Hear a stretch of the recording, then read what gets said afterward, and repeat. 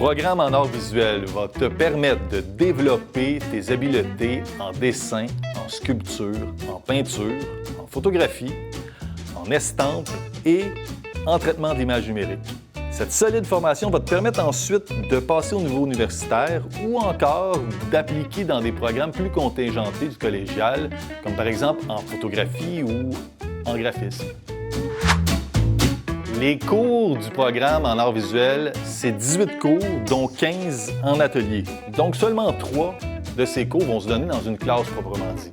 3 cours théoriques en histoire de l'art, mais bourrés d'images, bourrés de vidéos et de sorties culturelles. Ce qui fait que la majorité du temps, tu vas avoir les 2 mains dans la matière parce qu'en art visuel, c'est comme ça qu'on apprend.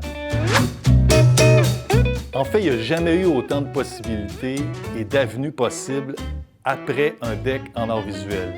Principalement parce que Montréal est une plaque tournante de l'industrie du jeu vidéo et de l'industrie numérique. Après le collégial, il y a une possibilité d'étudier, que ce soit en technique ou à l'université, dans des domaines comme l'infographie, graphisme, design, la conception de jeux vidéo, ou encore simplement pour devenir un artiste en art visuel. Donc, c'est l'embarras du choix.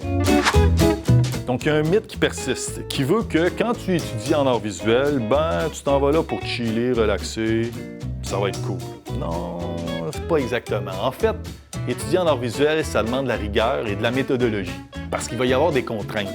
Contraintes de matière, contraintes de temps, mais aussi contraintes thématiques. Ce qui va faire que quand tu vas sortir du DEC en art visuel, tu vas avoir de la rigueur, de la méthodologie et de la persévérance. À Joliette, on a la chance d'avoir le plus beau musée régional du Québec, ce qui fait qu'il y a des cours qui s'y donnent, mais aussi, à la fin de la formation, tu vas être invité à faire une exposition collective professionnelle. Ça, c'est pas rien. Tu vas être aussi invité à plusieurs reprises à assister à des conférences, à visiter des expositions, que ce soit à Joliette, à Montréal, mais aussi à New York et parfois même en Europe.